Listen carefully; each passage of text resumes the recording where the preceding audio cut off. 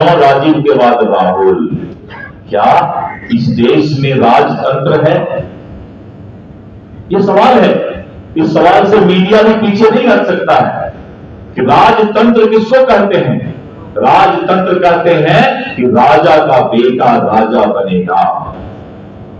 और मैं एक उदाहरण नहीं दे रहा हूं, नेहरू, इंदिरा, राजीव, राहुल, ये 4 जनरेशन का मैं उदाहरण दे रहा हूं। इसको राजतंत्र नहीं कहेंगे तो लोकतंत्र का क्या परिभाषा होता है ये बताइए। और अगर मैं गलत बोल रहा हूं तो ये सवाल आप करें हमसे कि राजतंत्र का क्या परिभाषा हो सकता है कि राजा का बेटा जिस दिन जन्म लेगा उसी दिन वो पक्का हो जाएगा कि इसी को आने वाले समय में राजा बनना है। लेकिन हिंदुस्तान की जनता जाग चुकी है और यही कारण है कि 125 वर्ष का कांग्रेस का पतन हो गया। ऐसे पतन नहीं होता है। इतने लंबे समय से जिसने अपने राजनीतिक दल को चलाया, शासन किया, आज वो कांग्रेस का पतन हो गया। और जो बचा खुचा है वो राहुल गांधी उस नाव को डुबाने का पूरा कसम खा लिए।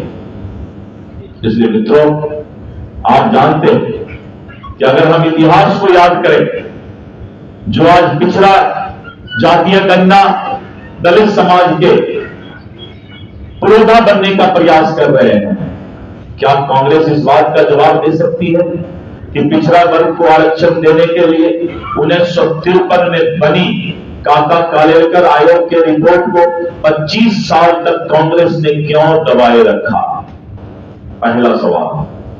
1953 में बनी काका कालेलकर आयोग की रिपोर्ट को 25 वर्ष तक कांग्रेस ने दबाए रखा और परिणाम हुआ कि कांग्रेस के टेबल के नीचे काका कालेलकर का रिपोर्ट दफन हो गया।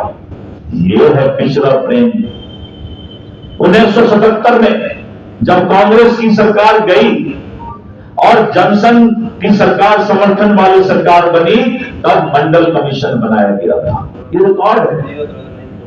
और परिणाम हुआ कि कांग्रेस, और दुर्भाग्य से मंडल कमीशन की रिपोर्ट जब सामने आना था तो दोबारा कांग्रेस सरकार में आ गई और 9 साल तक इंदिरा गांधी और राजीव गांधी के अगुवाई में कांग्रेस का शासन रहा और मंडल कमीशन का रिपोर्ट दबाने का पाप भी कांग्रेस ने किया।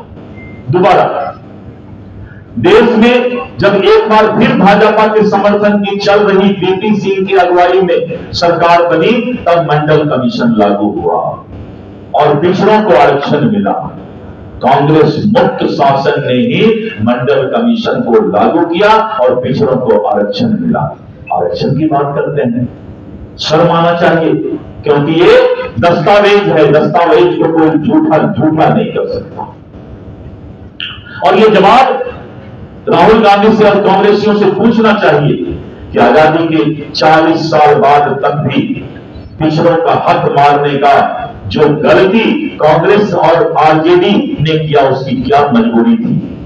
ओबीसी कमीशन को, ये बहुत बड़ी बात मैं बोल रहा हूं, ओबीसी कमीशन को संवैधानिक मान्यता देने का काम भी भारतीय जनता पार्टी की सरकार और मोदी जी के नेतृत्व की सरकार ने किया है। ओबीसी कमीशन को पहले इन कांग्रेसियों ने कोई मान्यता उसको संवैधानिक नहीं दिया था। और मित्रों, जब कांग्रेस के बनाए 7 साल तक ओबीसी कमीशन को कांग्रेस ने मान्यता नहीं दी, कितना गिनाया जाए।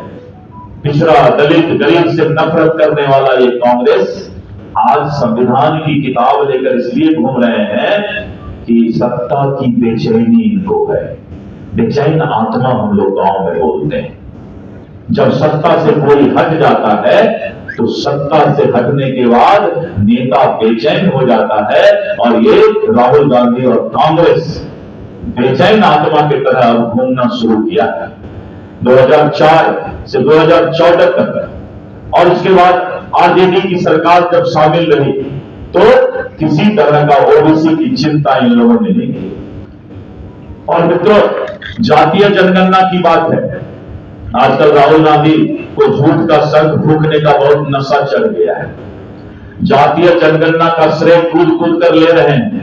अब भला बताइए 1947 में देश आजाद हुआ, तब से लेकर 60 साल तक कांग्रेस की सरकार, राहुल गांधी के पिता, दादी, नाना प्रधानमंत्री रहे, क्यों नहीं जातीय जनगणना हुआ था?